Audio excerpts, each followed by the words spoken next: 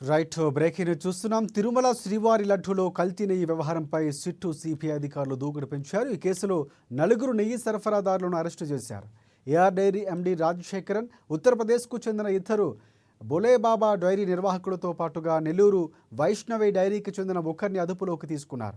రాత్రి 2వ అదనపు మున్సిపల్ కోర్టు న్యాయమూర్తి నివాసంలో నిందితులను ప్రవేశపెట్టింది సిట్. ఆ తర్వాత ఈ నెల 20వ తేదీ వరకు ఆ నలుగురు నిందితులను రిమాండ్ విధించారు న్యాయమూర్తి. ఇక త్వరలో ఈ వ్యవహారానికి సంబంధించిన కీలకమైన వ్యక్తులను కూడా విచారణకు పిలిచే అవకాశం ఉందంటున్నారు. లిస్టులో ఉన్న రాజకీయ నేతలతో పాటుగా టీటీడీలోని కీలకమైన అధికారులను విచారణకు పిలిచే అవకాశాలు ఉన్నట్లు తెలుస్తోంది.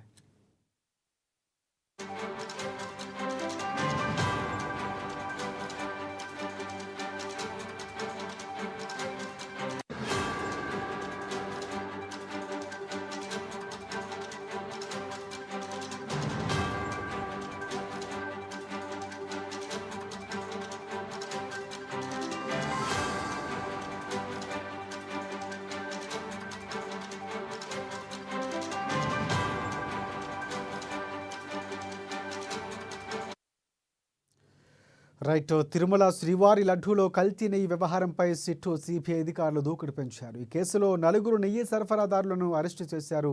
ఏఆర్ డైరీ ఎండీ రాజశేఖరన్, ఉత్తరప్రదేశ్కు చెందిన ఇద్దరు బోలేబాబా డైరీ నిర్వాహకులతో పాటుగా నెల్లూరు వైష్ణవి డైరీకి చెందిన ఒకరిని అదుపులోకి తీసుకున్నారు.